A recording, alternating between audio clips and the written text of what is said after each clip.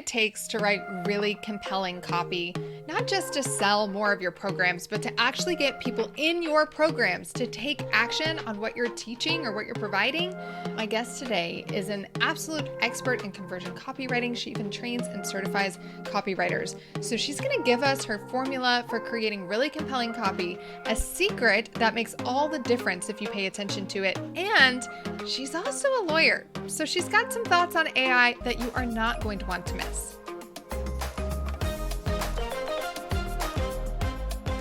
I'm super excited because today we have Anna Powers, who is a conversion copywriter. And you may be wondering, why do you have a conversion copywriter on a community podcast? I talk about this a lot, but marketing doesn't stop once somebody gets into your program. In fact, it becomes even more important because how do we get attention and keep people engaged and get them to take action? That takes conversion copywriting. So I brought Anna here because she is an expert. She runs the Clickworthy copywriting certification. She used to be a civil litigator, which I think has so much to do with why she's good at like copywriting and communication and writing compelling copy. But now she works with 7- and 8-figure business owners. She helps them with their messaging and trains and certifies copywriters who serve them or copywriters who are on their teams. She's done so much, like quadrupling email open rates and doubling annual revenues and helping people with their launches. She's an absolute conversion copywriting genius. So I'm so excited to dive into this conversation. Anna, thanks for being here today. I'm so excited to be here. Okay, let's dive in really quick. But before we do, I want to know, what's your favorite community you've ever been a part of and what did you love about it? Okay, this is a new community for me. So my husband and I together joined a mastermind in July, and I love that it includes family. So the mastermind is called the Wellspring. It's for 7, 8, and 9-figure business owners who love Jesus.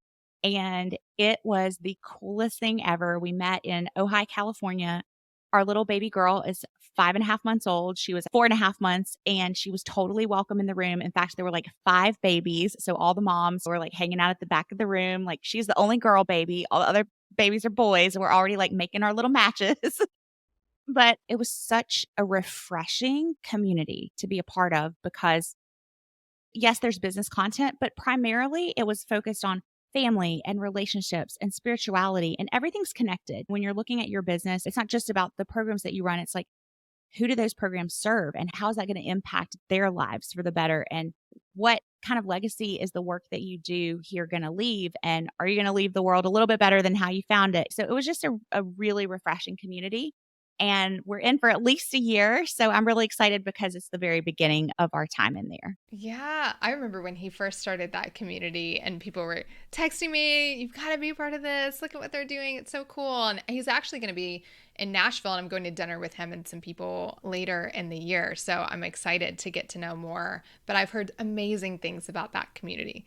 And it's so cool to not only be in a business community, but to be in a community that's aligned from a faith and family perspective, because I've been an entrepreneur for over a decade. And especially in the early years, it was so hard to find anybody who understood all parts of me versus just one part of me, if you will. Yeah, I've been in a ton of mastermind groups and many amazing mastermind groups that I love and speak very highly of. But it was something different to be able to be surrounded by people who are actively praying for you and really committed to not just helping you grow in business, but grow into the best version of yourself. Yeah. Oh, that's incredible. I love that for you. Okay, so let's talk about conversion copywriting. And I just want to start with the basics. And I think oftentimes when people are newer in the online space, or even those that have a more established business, but they've never outsourced copywriting before, they think it's a one-size-fits-all kind of thing. Like copywriting is copywriting. So can you talk a little bit about what do we mean when we say conversion copywriting?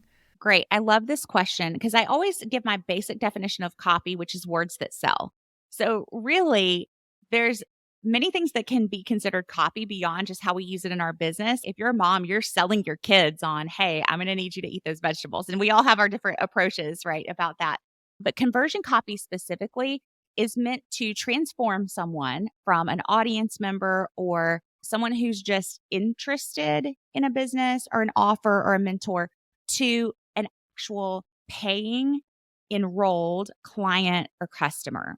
So that's where we get conversion. It's transforming someone from just someone on the outside looking in to someone who is a part of the community, integrated in an offer, doing the work with the business and getting the results from working with the business.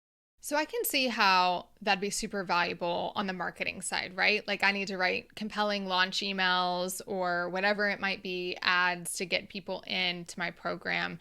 How do you see it being just as relevant when somebody gets into a program and now it's like we need to get them to complete onboarding. We need to get them to actually show up for calls. We maybe even have a higher level program that we want to ascend them to.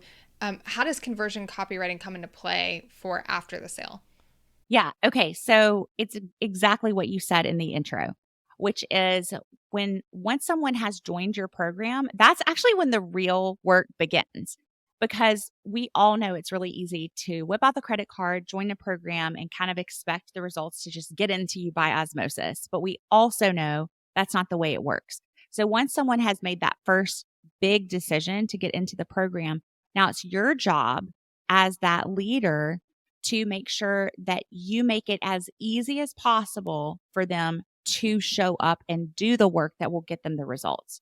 So that's having regular emails telling them, reminding them, not just, hey, your call is at 4 p.m., but why should they want to attend that call? Why should they shuffle things around in their calendar to be there? What are some eye catching bullet points that you can put into that email about that upcoming call that's going to tease their curiosity to where they're like willing to move their tennis match so that they can be there live on that call and participate and get those results. If they don't come to the call, that replay email shouldn't just be, hey, here's your replays uploaded. It should be like, here's the things that we covered, and here's why you want to make sure that if you weren't able to be there live, you need to go back and watch it.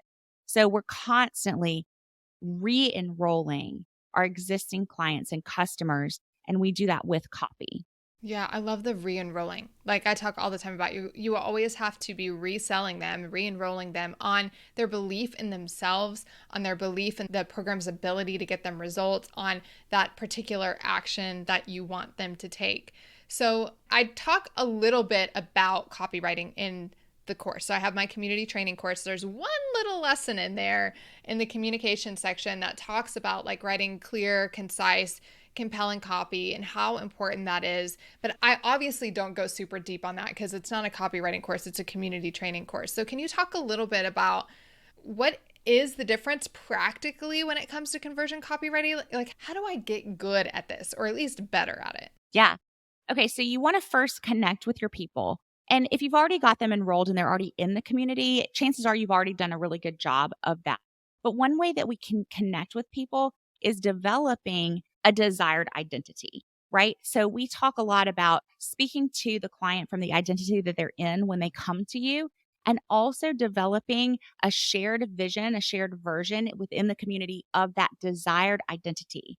So you're aligning the actions that you want them to take because they're going to lead to the result with that desired identity that they have. So that's the first thing is connection. Then what you want to do is you want to make a contrast between where they are and where they want to be. So that's where it's really helpful to have those two identities. For example, when someone comes into our copywriting certification, oftentimes they may identify as a struggling freelancer, someone who's been trying to make it work, a struggling online business owner, but they haven't really found their stride. And we have created that identity of a go to expert copywriter, someone who is known as an incredible results getter for clients, someone who is sought after, who has a waiting list, who can charge double for a rush project. That's where they want to be. So when we're teaching, we're always talking about like this, setting your rates this way, putting your package together this way. This is how you're going to go from that struggling freelancer to that go-to expert copywriter. So we're forming the contrast. After we've connected with them, we're forming the contrast between where they are now, which is based on the results, the actions they've been taking. That's what's gotten them their results. And then where they want to be and what kind of actions they're going to have to take to get those results, right? And actually, really, if you want to take it at a really high level, being like showing up as the go to expert copywriter, even before they've seen those results in their bank account, like putting together their agreements in that way, delivering their work product in that way, showing up online in that way, showing up on sales calls in that way versus showing up from their current version of struggling freelancer. So we have to form and highlight the contrast and really, again, enroll them into why if you keep doing the same things you've been doing and showing up the same way you've been showing up, this is where you'll stay. We have to get you to this next level. And I can see how even in the most simple thing, like an email encouraging people to watch a replay, for example, if you're always going back to that shared identity, that connection piece, and then that contrast of this is, if you're struggling with this or you identify as this, the replay that you're going to watch, this training on XYZ, is going to help you get closer to this future identity, this after, and this is the step it's going to help you accomplish. Yeah. And even a tangible, practical example, because I feel like those are helpful sometimes. I was talking with one of my mentors about someone who our trainings in our high level copywriting group, which is for people who are looking to go to like 20K a month as copywriters. They're 90 minutes. And we had someone say, I don't have time. These trainings are so valuable, but I don't have time to sit through these trainings.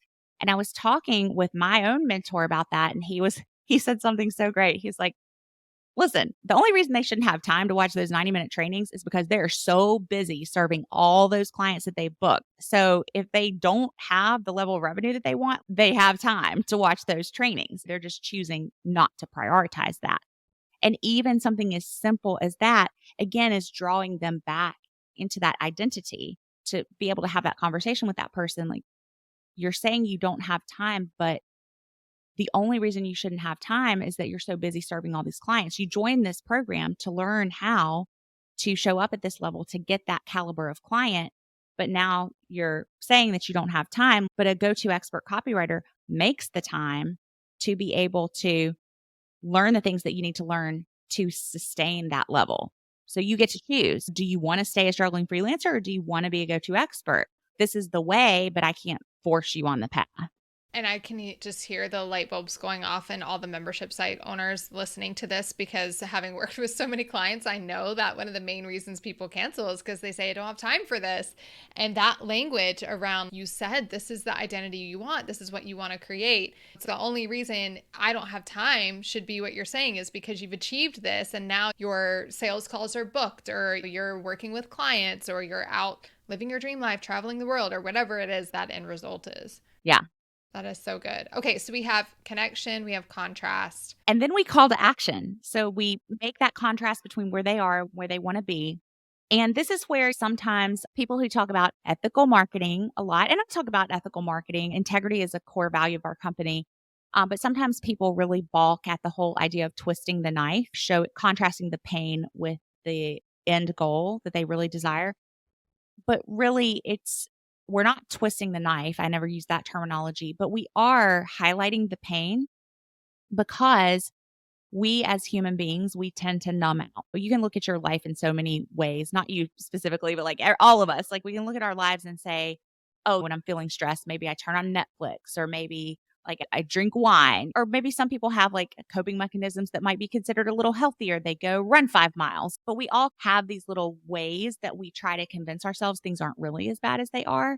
And so that's what we have to do, is just like highlight for that client who came, I'm so busy, I don't have time. Okay, but like, I have to push into that and say, but you don't have the results you want either.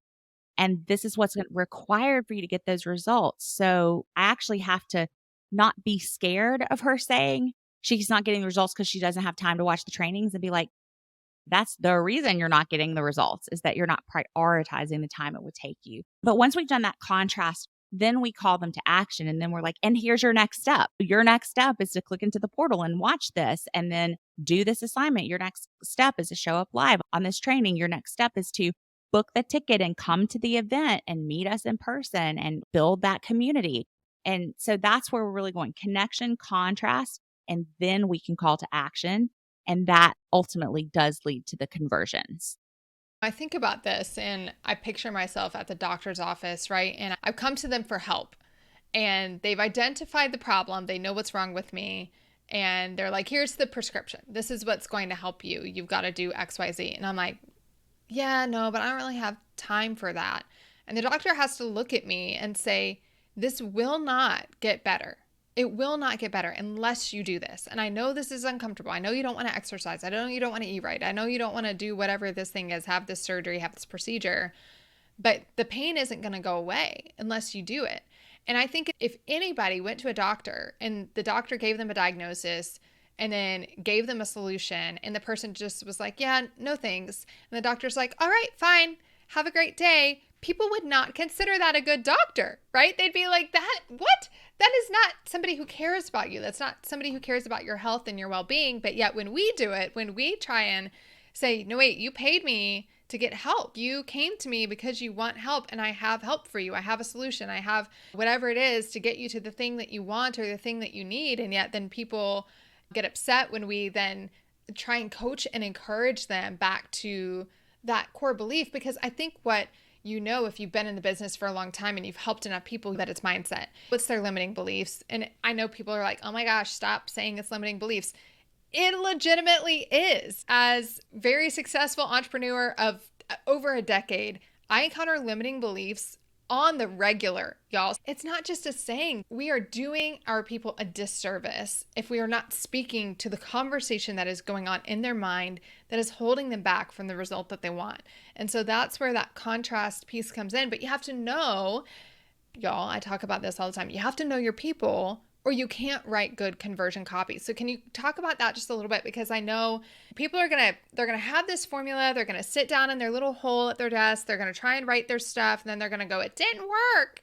Didn't work, Shana. It didn't work, Anna. And I know so much of it's going to come back to, have you listened, right? Have you talked with your people? Okay, so if you're listening to this and you have an offer, have you interviewed 4 to 10 of your ideal clients and recorded those interviews and printed out the transcripts and studied their exact language before you ever put together a sales page for every offer that you have? And have you printed their exact words and phrases, like taken the ones, especially the most common ones that you see? If you interview 8 customers, like 4 of them are using the same phrase. Have you dropped those specific phrases into your sales page? And it's still not working. Okay.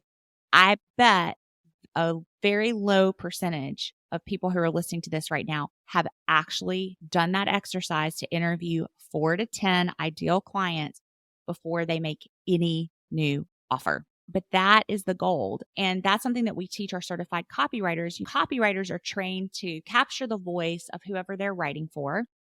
But it astounds me that, because I've taken a ton of programs over the years, right? It astounds me that people don't teach this. We teach our copywriters, you don't just interview the business owner and try to capture their voice. You also have to interview the clients of your client, the business owner, right? So it has to go multiple layers deep. And I think as creators, oftentimes, like, we're just thinking, oh, I have this idea for this offer. This is who I think would want it. I'm going to figure out how to speak to them. But you're not them. Or you're not they, if I want to be grammatically correct. Like, you have results that they are looking for, or else they wouldn't be even interested in what you could help them with, right? So it's very challenging for you to put yourself 9 years back and try to remember exactly what you were feeling and draw on this specific terminology. And things have changed a lot in the last 9 years or decade for you, 12 years, whatever. We have to actually talk to our ideal clients. We have to get on calls with them. And I always encourage our clients to do that, to do them as video calls, because there is like a lot of nonverbal that you can pick up and poke deeper. And this is where I have a background in law. I practiced law for 8.5 years and still keep 2 law licenses active.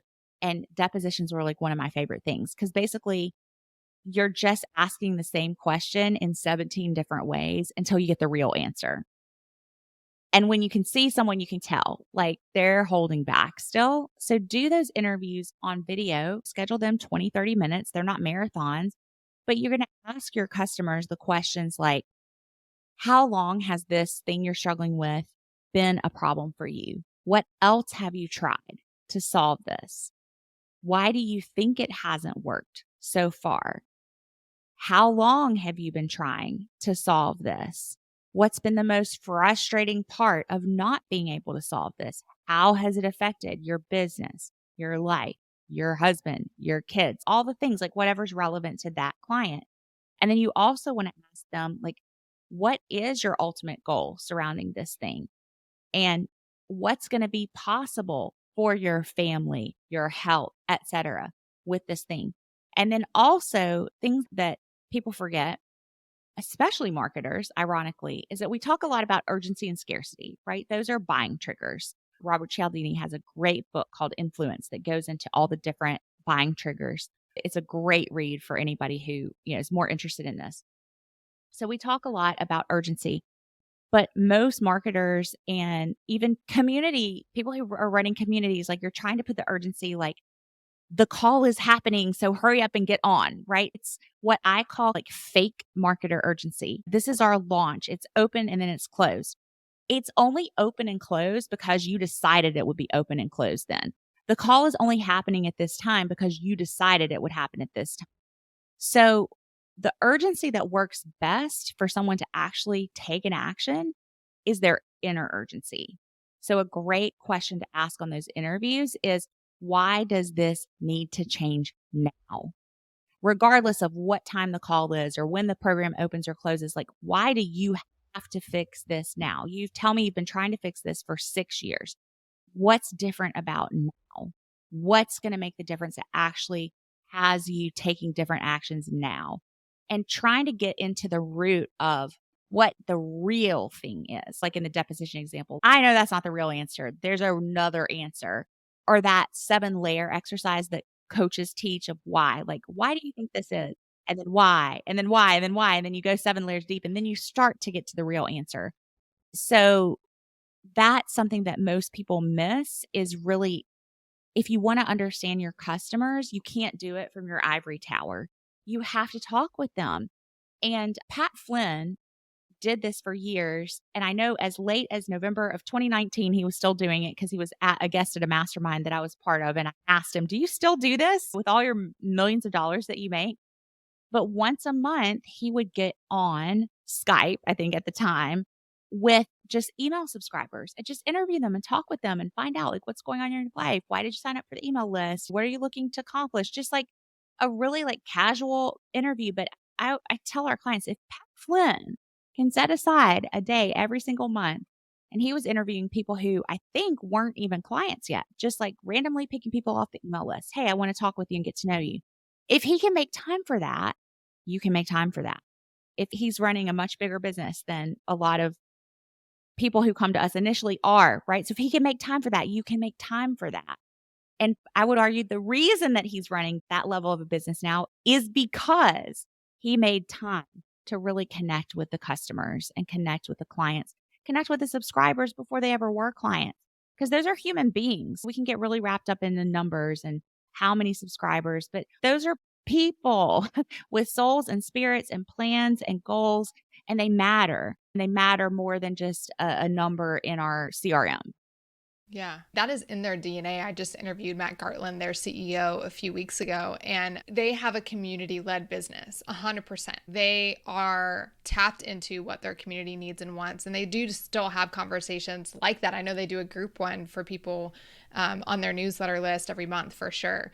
But it's fascinating talking about this, call it avatar work or whatever. I hate the word avatar because people think about a worksheet they got in a course at some point. It's really knowing the people that you're serving. And there's an episode that I did a while back, an interview with Ginger Dean, who has built this huge Instagram following. She has a very unique business, but she speaks their language better than they speak their language. She connects so well with her audience because she has had so many conversations and she has a community where she goes deep with them and she listens and she hears what they're saying.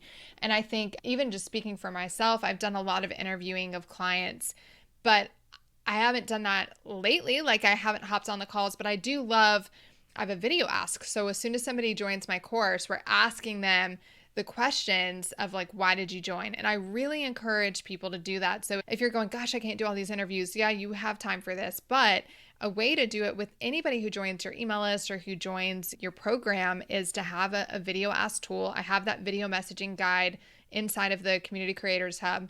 Video messaging guide will teach you how to do a video ask where you can ask them a question like, why was it important for you to join now? And get their feedback in the moment. right? Because we do surveys for our members all the time and we ask, why did you join? And I'm like, look, if they've been in your program, your membership for more than 90 days, they don't know. They're just making it up. They can tell you why they stayed, but they probably can't tell you why they joined at this point. They can give you some context on a one-on-one interview for sure, because you can take them back to that moment.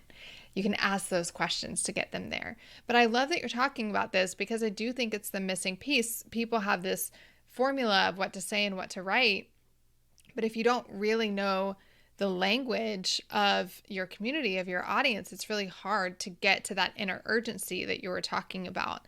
And so when you think about it, you've got your framework, you have the really understanding your community. You talked about inner urgency versus just using like scarcity and urgency for the fun of it. What are the other key elements? You mentioned almost like a voice guide, understanding the voice of the business owner. Are there aspects of that you think are really important for a business owner to understand? We do send the business owner, if I'm writing personally for any business owner, or when we teach this to our copywriters, how you interview your client, not your client's clients, which is what we were talking about, but your client, we've got a questionnaire that we've used literally since 2017. Obviously, we tweak it, we refine it, but we're asking things like just nitty gritty things that you might think are silly questions, but they matter. What slang would you use? What slang do you use? What slang would you never use? Who would your ideal celebrity customer be? Because if someone says, what's Goldie Hawn's daughter's name? Kate Hudson, very different ideal client than if they say Catherine Zeta Jones. So that right there is a really easy way for you to start and us to start getting a grasp of who is this business really intended to serve. So that's a way that we do get into starting to capture the voice of the brand. I also always encourage our writers to go and find as much video content of that business owner as they can and really watch them and how they present, and the little nuances of the phrases they say, what core messages they tend to hit on over and over again. Because if you watch any business owner, if you watch a couple hours of video of a business owner from different social media clips and Facebook Lives that they've done, you'll start to see the topics that they really are passionate about that can seem to pop again and again. So that's another great way. People have whole programs on creating a voice brand guide. So you can really go deep in that topic if you want to. We had one created for our business and it's massive. It's like 30 single space pages and it's got all kinds of depth into it. But to start out, I think getting a hold of that video content and having people take about an hour to fill out the questionnaire that we send them. So pretty in-depth questionnaire to get to some of the things that they're saying and thinking get to the things that they're saying and thinking on a regular basis. And then something else that we ask about is we really do ask those questions that take them back. So I'll say, what's a favorite childhood memory? And how does that play in, if it does, to the work that you do now? And it's such a simple question, but we've had multiple clients over the years come and say, that question brought me to tears, and journal out paragraphs upon paragraphs because they all of a sudden made a connection between something that was in their heart when they were a little kid and how they show up now and why they created this business and why they're serving and why they're doing it, how they're doing it. Wow. Gosh, I love that. I love asking those kind of questions because I think that's one of the hardest things. And we can talk about this a little bit. I know AI and copywriting, but people will always say AI will never learn my voice, but it'll never be able to understand my voice. And I think I'm a fan of leveraging AI. I don't think it will ever replace great copywriting, but I think it can help get us away from a blank page. But that is the challenge, right? Is it's not going to write like you. And so it's so funny because I can often see when I get an email from somebody, I'm like, that ain't your voice. I know you. I've heard you on Facebook Lives. This isn't you. You ran this through ChatGPT and now it's spitting out. And in fact, there's certain words that if you use ChatGPT yourself, you know the words that it uses all the time. Meanwhile, and here's the gist. And there's just things that it says on repeat. And who really says, I don't know many people in real life who say, here's the gist. I know. And meanwhile, I was doing what, but the funny thing is that I know the better you know your own voice and other people on your team, if you have a copywriter or somebody helping you with that knows your voice, the better your content is But the same thing with, okay, yeah, so you have a voice guide, you put it into Chat GPT, it learns your voice, and then now it can write in your voice better, but it can't know the voice of your community, right? So when you really think about great conversion copywriting, really compelling copy that moves people to take action, there's so many dynamic elements to it. In fact, people have been teaching it for so many decades, right? And so many layers of so many decades that I don't know why we think an AI tool is going to just all of a sudden be able to do it. The interesting thing about that, and this may take the conversation in a slightly different direction, but I actually draw more of my legal background when I'm thinking about AI. So it's currently, as of the recording, unless something changed like in the last couple of days, and there will be evolving legislation on this. And disclaimer, I'm saying this as a point of information and education. I'm not giving anybody legal advice, but you can't copyright something that is generated by AI. So I'm always shocked when people are teaching, create your course with AI. It's okay if you want to never have the right to protect it. And copyright is a little bit different, like trademarking, which we have trademarks on several things in our company. Trademarking, you apply for the mark and it takes a year. Our last one took like more than a year because I think with the pandemic, things slowed down a good bit. But copyright, normally when you produce it, it's inherent. It is already copyrighted. Like if I write song lyrics right now, because it's like a hobby passion of mine, I have the copyright to that song. I don't have to go register it. But if someone else stole it and I wanted to protect it in a court of law, it has to be registered. You can't register something that AI created. So because AI can create song lyrics, AI can create limericks and poems and things, and you can do that, but you can never, it's not yours. AI created it and it can never be yours. So that's something that I actually teach our copywriters on. For example, like our agreement, we're transferring copyright, not RITE, but copyright, RIGHT. We're transferring that right to that intellectual property from ourselves to our client. When I produce copywriting for them, I'm saying like, I created this and now I'm transferring those legal rights to you because that's a service you paid me for. If you're using AI to create it, you can't transfer something that's not yours. So cuidado, tread lightly. You got to be really careful there. So yes, I totally believe in using AI as a tool to help you create different variations of things, play with different options, brainstorm the beginnings of different headlines. So it's a very valuable tool. But even just, I again think of it more from a legal perspective, is just that's just not smart to create something that you have no rights to. That's just not wise. So why would you do it? But I think a lot of people just don't know. They haven't gone to law school, so they just don't know. And there's so many flashy people who also didn't go to law school and also don't know, like selling these courses on how to use AI to make courses, making a quick buck. And it's so funny because there's a verse that I'm like meditating on this week, and it's my phone screensaver. Proverbs 21:5. The plans of the diligent lead surely to abundance, but everyone who is hasty comes only to poverty. And I think if you think of that in terms of it's not just AI. Anytime there's a new trend, there's like a bajillion creators jumping on the bandwagon, trying to create courses around it to capitalize on that trend and make a quick buck. They'll change their whole business model to become AI experts.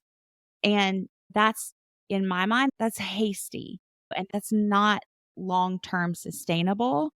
And I hate seeing it because I think it leads a lot of people down a sad path, like teaching them how to do something that's ultimately going to hurt them because you didn't really fully understand it when you start teaching it.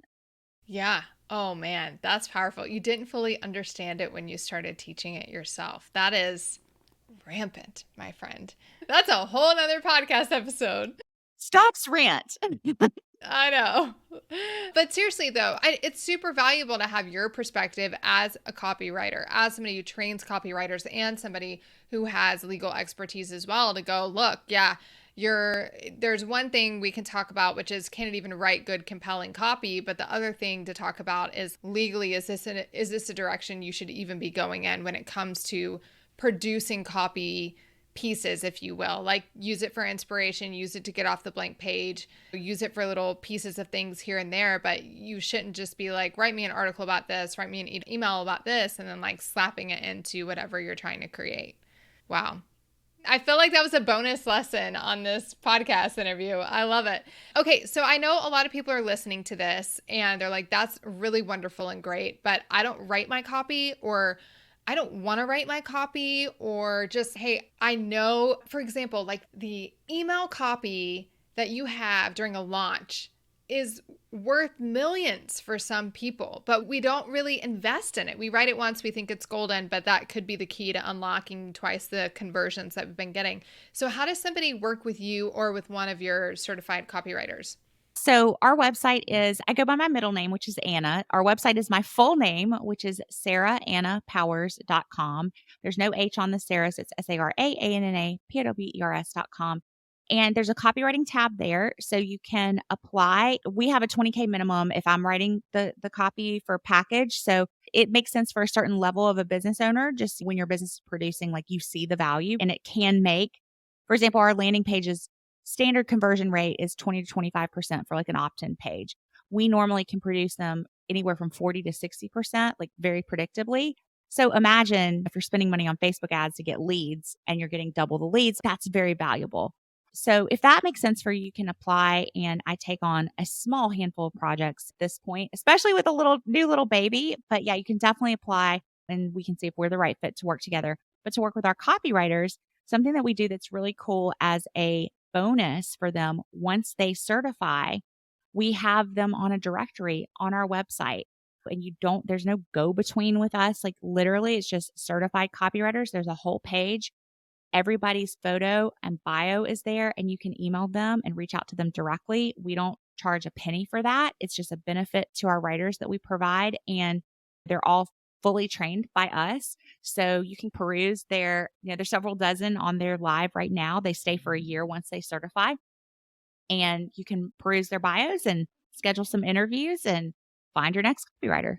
Yeah, and I love that you don't have just like a certification by name, but we've talked about this on Voxer at length. You have a very in-depth certification process, so you better believe that somebody who is on that page isn't just somebody who went through a course. There's somebody who's actually produced works that you have reviewed, you and your team have looked at and said, yes, this is up to the standard in which we can recommend it, which is awesome. And then I know you have a certification cohort coming up start of next year. So if you have somebody on your team who's a copywriter and you want them to be trained by Anna and her team, or if you're listening to this, because I know I have a lot of freelancers actually who listen to this as well, and you're going, oh, I'm ready to specialize. I'm ready to not be a VA anymore. I'm ready to not just like dabble in funnels, but I really want to specialize, and you want to become a certified copywriter. What does that look like? Yeah. So you can get on our priority notification list. We don't call it a wait list because words matter and who wants to wait, right? But it's our priority notification list. Oh my gosh. I'm forever changing that in all things. Priority notification list. That's right. Your priority. So that's at saraannapowers.com/priority. So you can get on that list, and then you'll get all the emails when we open up in February 2024. Also, we have a guide. It's like a 30-page, everything's 30 pages single space today in my examples, but that is what it is. And it's just a guide of like how you can start as a copywriter and as a premium copywriter, as what we call that go-to expert. And that's available at saraannapowers.com/guide, GUIDE.